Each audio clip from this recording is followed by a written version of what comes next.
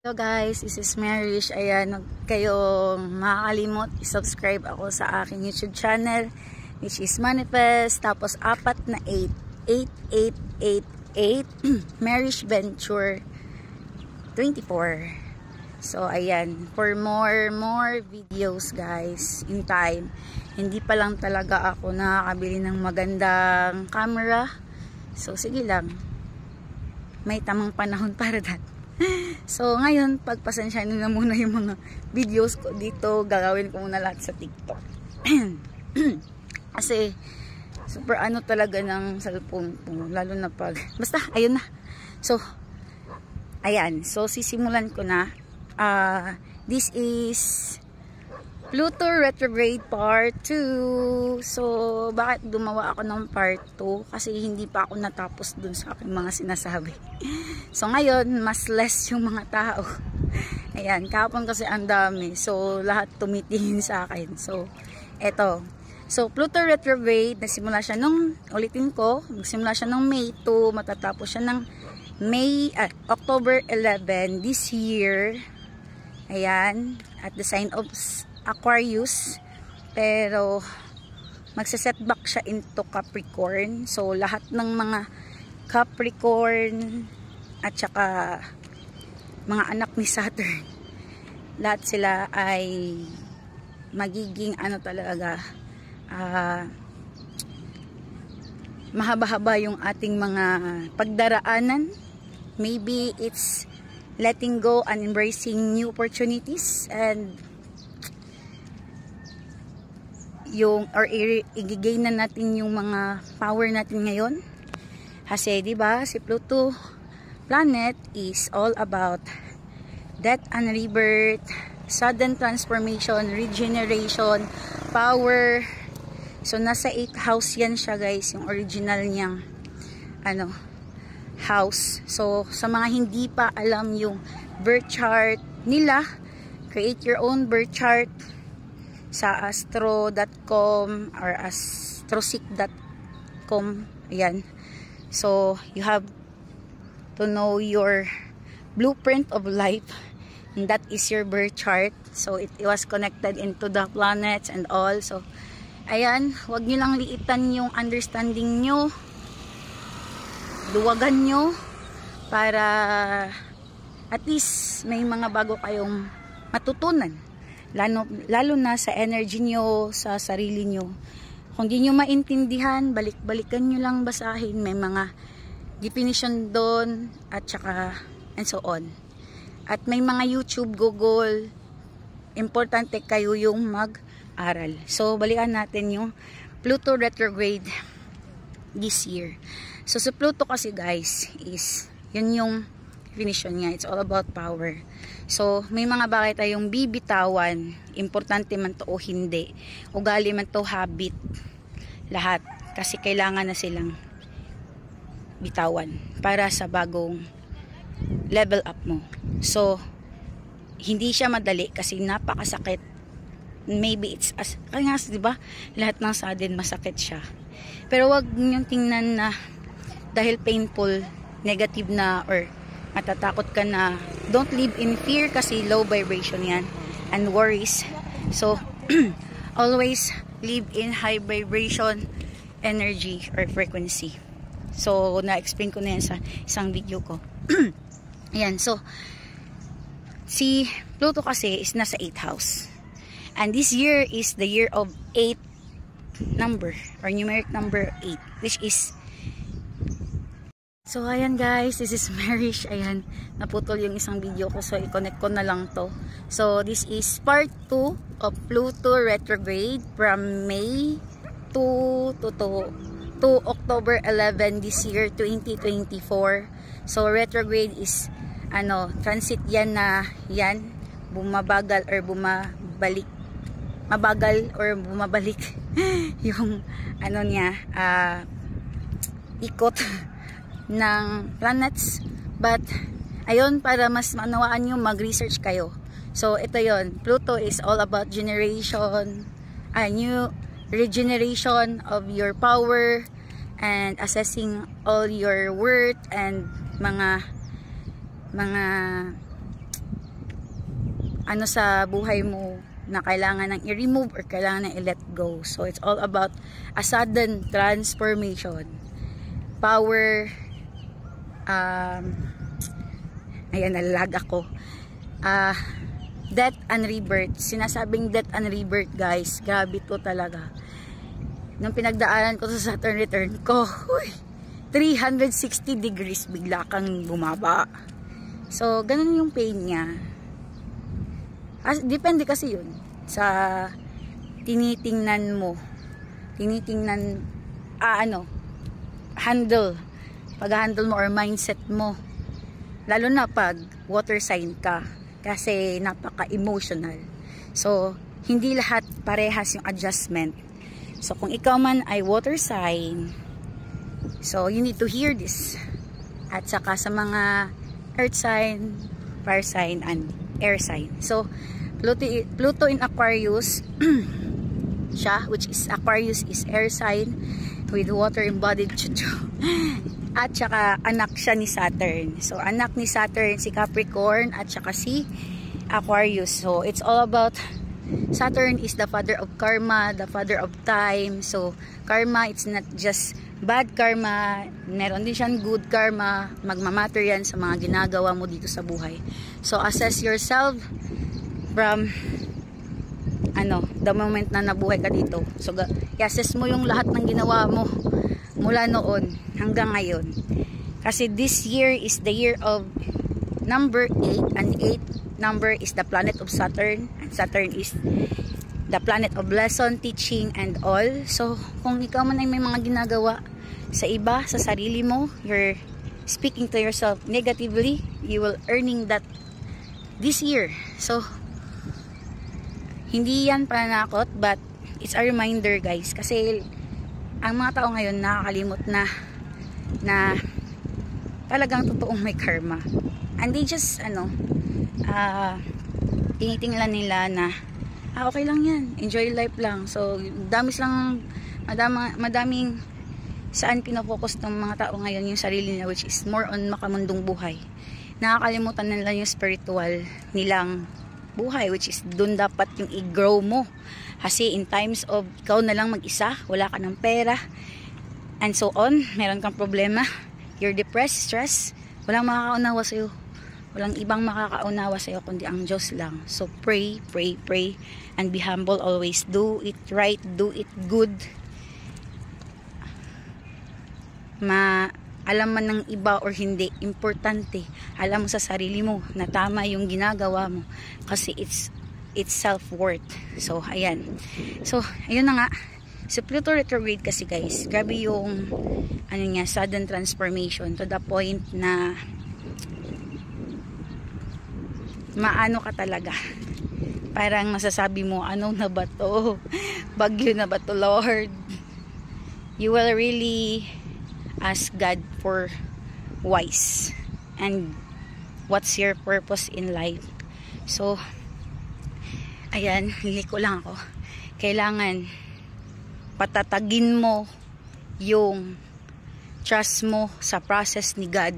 And you need to pray always. You need to worship always. You need to hear songs of God every day.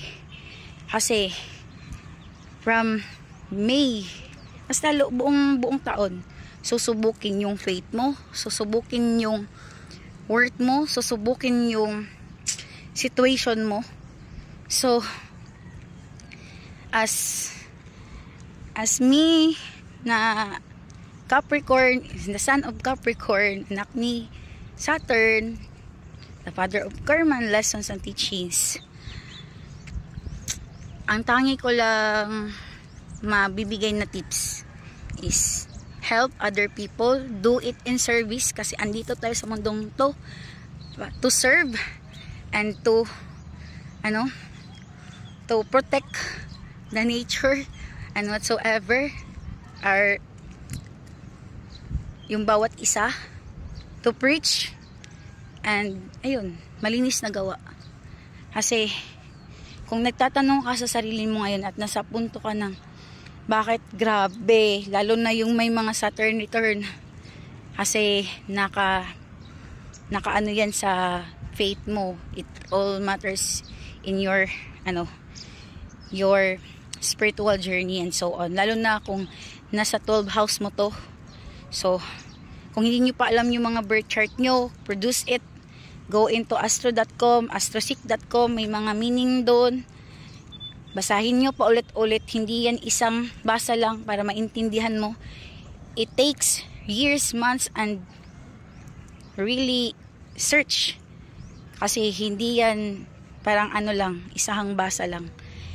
So, it's all about patience. So, susubukin talaga yung patience mo. Yung totoong lesson ng buong retrogrades na to, isi-enjoy mo yung moment na mabagal. Kasi si Pluto is mabagal.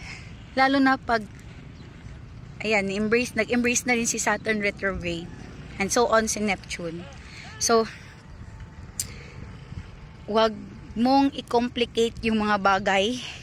Kung hindi para sa'yo, i-direct or redirect ka ni God para sa mga taong deserve mo at sa mga opportunity yung deserve mo. Kung may kailangan mawala, pagdasal mo, humingi ka ng guides at answer sa Kanya. Makiramdam ka, yan yung pinaka dapat ipa-develop mo. Yung makiramdam ka sa energy, sa mga signs, at saka sagot ng Diyos sa'yo. Kasi hindi naman nasasalita ang Diyos na ito, diba? Simpleng as meron ka lang makakita sa Facebook na yan yung quote, possible yan yung answer or angel numbers. So, i-google mo ano yung meaning niya. Kasi maybe it's the sign para yun yung sundin mo, gawin mo, and trust the process. Even though it's so very painful, pero lahat ng mga masasakit na i-let go mo ngayon sa pace na to or sa transit na to, masusure ko yan guys, it will really regain your self-worth, your power, your validity. Kasi yung mga tao ngayon, tinitingnan nila yung validity nila, kung ano yung masasabi ng nakakita sila or ng tao sa paligid nila, at yun yung tinitingnan nila na validity nila, lalo na dito sa online, sa TikTok, Facebook, etc. Nagmamatter sa likes and earnings. Kadalasang nakikita kong vlogger ay they really create vlogs and videos to have fun or lift yung ibang tao, pero hindi nyo alam guys kung ano din yung mga pinagdaanan nila. Pero yes, it's worth kasi meron naman talagang balik. Pero reminders lang to, lagi nyong gawin para sa sarili nyo.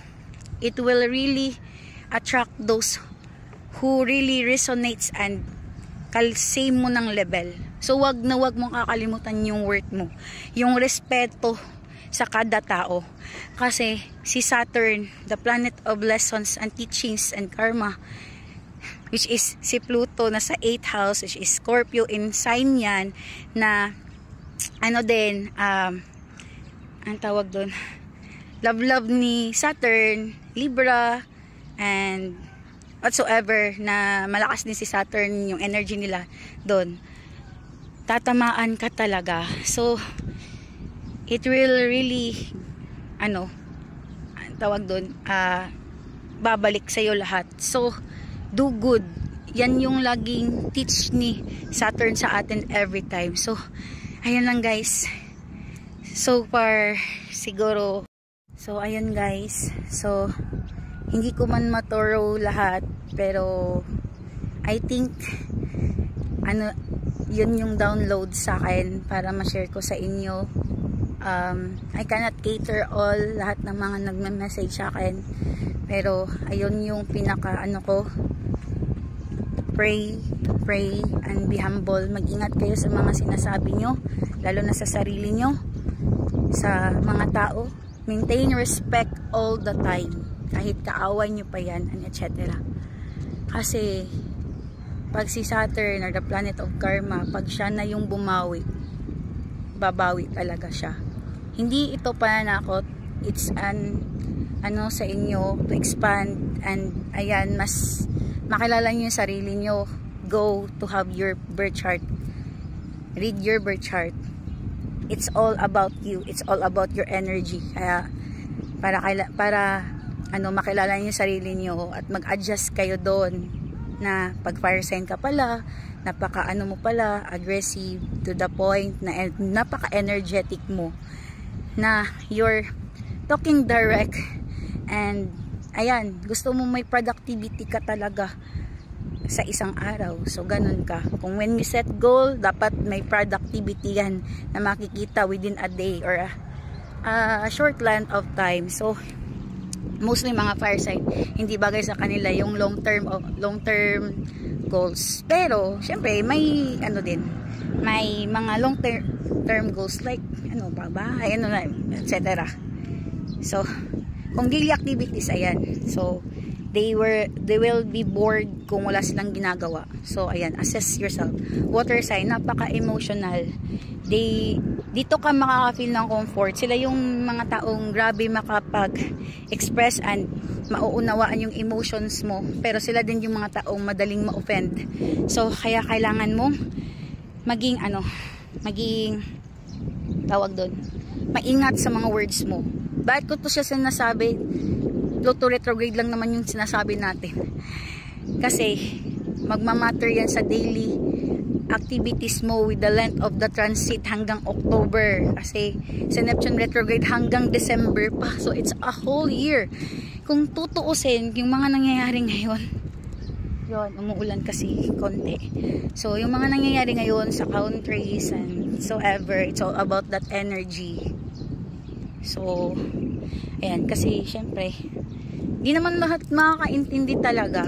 So when you seek and you go your own research, you will understand slowly on process. So ayan, hindi ito but this is to open your mind. Hindi, alam ko hindi lahat ng tao awakened na, or I cannot say na basta may mga reaction tong mga taong to kung magsasalita ka ng awakened, but yung mas maano mo yung spiritual journey mo, mas bibigyan mo siya ng importansya kasi yun yung ikaw, yun yung journey mo, yun yung totoong power mo, totoong di mo dapat malimutan, at di lang yung makamundong buhay na meron tayo dito ngayon yung pinapahalagahan mo. Nakikita mo everyday you really nag-e-effort ka talaga gawin lahat para kumita and so on, nag-work ka and whatsoever, pero hindi mo nakikita may usad, wala. Bakit yung iba ganito, ganyan? So sige lang, you read your own chart, you embrace spirituality. Hindi yan religion, but it's a language. Prayer is language to God, so you need to pray it and do it ritualistically with all the ritual. Kasi may time ka mag-pray, ritual yun, di ba? So ayan. So kung water sign ka, madali kang maging ganun. So hindi to negative, but this is to balance the energy. Kasi hindi naman talaga tayo purely water sign, or purely, lagyan natin, kung Capricorn ako, hindi lang ako earth sign, or Aries ako, hindi lang ako purely fire sign. Yun.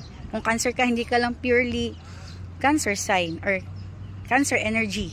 Ganun. So kailangan natin yun lahat maintindihan kasi it's all about energy. Kailangan lang natin i-balance yun kasi may mga energy tayong ayan na input na sa atin, pero ayan nga, kailangan nga nating mag-adjust sa mga tao sa paligid natin. So kailangan maintindihan natin yon, para the more kasi na maintindihan natin, guys, the more na mas magaan gawin. Yun yung pinaka point ko. Kasi kung the more mo maiintindihan na Pluto retrograde pala ngayon, kailangan ganito, ganyan. So, normal lang pala maging mabagal. Kasi, lalo na, Saturn pa. So, it's all about lessons. Mag-iingat tayo sa mga ginagawa natin, sa mga sinasabi natin sa sarili natin, and etc. So, lalo na pag nasa Saturn return ka, it's a really ano talaga, parang sa Saturn return kasi tinuturo sa yun, you need to embrace the other side of your daily life. Kailangan mo munang iwan yung makamundong buhay, assess yourself, do it spiritually, kasi part of maturity yan. Ayan, so 3 years yan, at hindi yan matatapos kung hindi mo makakita yung lesson nito sa big picture na yan. So kung yung situation mo is ganito, super struggle and etc., or nasa point ka talaga ng pinaka lowest ano mo talaga sa sarili mo, huwag mo tingnan yung pain at saka yung situation, tingnan mo yung tinuturo or yung lesson sa sitwasyon mo. Kasi kung hindi mo yan maiintindihan at hindi mo strengthen yung ano mo, yung faith mo at prayers mo, madadaig ka talaga ng mga pinagdadaanan mo. Wala kang ibang makakapitan guys kundi si God lang. Siya lang yung magbibigay ng energy or ng kailangan mong strength na hindi kayang ibigay ng ibang tao. Kasi siya, hindi naman siya naglilikra mo. Wala kang maririnig sa kanya. Kundi, pag kinausap mo siya, you will regain energy na yung masasabi mo, it's a miracle na kaya ko. Ganun siya. So, kung pinagdadaanan mo yung mga bagay ngayon, kailangan mo lang talagang tiisin, go with the flow and not against the current, kasi the more mo siya ipupush at hahawakan yung mga taong to, the more ka na masasaktan, the more tong pabalik-balik na mangyayari kasi hindi mo nga ito na learn. So you need to assess what you need to let go na nagpapabigat sa'yo, mga habits na kailangan mong bitawan, and so on. So it's all about that. Kung ikaw man yung taong nasa mga sitwasyon na to, pray it na bigyan ka ng focus at clear mind na ipaintindi sa'yo ni God yung mga nangyayari ngayon. You need to trust the process, even though pinaka na to na tip or advice, buhay ang kapalit, kasi meron talagang purpose ang lahat. We just really need to have faith to God and pray, kasi we need to pay our karmic debts in life, and we need to embrace the true power of ourselves. So kung mas maiintindihan to ng mga taong nasa ganitong nagle-learn na into spirituality and astrology, so ayun, ito pa, when you create your birth chart, tingnan nyo kung saan si Pluto and Aquarius sa birth chart nyo, at each houses nun is may meaning. So dun siya tatama sa iyo. At same lang din dun sa Saturn at Neptune retrograde. So gagawin ko pa yung video na yon. So ayan, subscribe at my YouTube channel, Manifest 8888. 4 na 8 guys. Makikita nyo na agad yung aking YouTube, Marish Venture. Ayan, so thank you for support and all. Salamat talaga. I know ito lang talaga yung download sa akin. So thank you for listening. Love you.